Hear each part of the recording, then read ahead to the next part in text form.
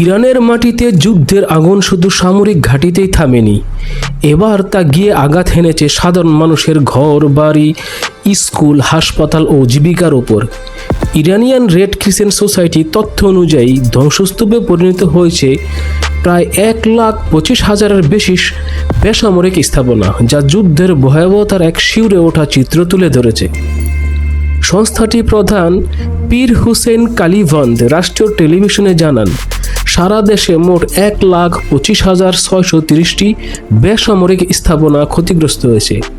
এর মধ্যে প্রায় 1 লাখ আবাসিক ভবন অর্থাৎ মানুষের আশ্রয়স্থল, যার অনেকগুলো সম্পূর্ণভাবে গুঁড়িয়ে গেছে। নিরাপদ ঘুমের ঘর মুহূর্তেই পরিণত হয়েছে ধুলোবালির স্তূপ। শুধু বাড়ি ঘর নয়, মানুষের জীবিকার উপর নেমে এসেছে চরম ধ্বংসযজ্ঞ। 23,500টি বাণিজ্যিক স্থাপনা ক্ষতিগ্রস্ত হয়েছে, যেগুলো ছিল সাধারণ মানুষের রুজিরুটির কেন্দ্র। দোকান, বাজার, কর্মসংস্থান সবকিছু যেন যুদ্ধের নিশানায়। স্বাস্থ্য খাতেও আঘাত ছিল নির্মম। হাসপাতাল, ফার্মেসি, ল্যাবরেটরি, স্বাস্থ্যকেন্দ্র ও জরুরি সেবাকেন্দ্র সহ মোট 399টি চিকিৎসা স্থাপনা ক্ষতিগ্রস্ত হয়েছে। আহতদের চিকিৎসা দেওয়ার স্থানগুলো যখন বিধ্বস্ত, তখন মানবিক বিপর্যয় আরও গভীর হয়ে ওঠে।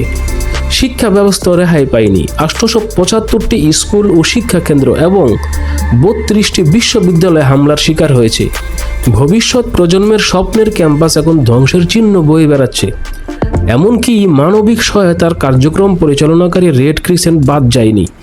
সংস্থাটির শাখা, ঘাঁটি ও গুদাম সহ অন্তত 20টি কেন্দ্রে সরাসরি টার্গেট করা হয়েছে বলে জানান কালিভান্দ। অর্থাৎ যুদ্ধের এই আঘাত শুধু অবকাঠামো নয়, মানবিক সহায়তার পথকেও বন্ধ করে দিতে চাইছে। সংখ্যাগুলো শুধু পরিসংখ্যান নয়, প্রতিটি সংখ্যার পেছনে রয়েছে ভাঙা ঘর, হারানো জীবিকা, থেমে যাওয়া পড়াশোনা আর অসহায় মানুষের কান্না। যুদ্ধের এই ধ্বংসস্তূপে দাঁড়িয়ে প্রশ্ন উঠেছে, এই আগুন আর কত দূর ছড়াবে?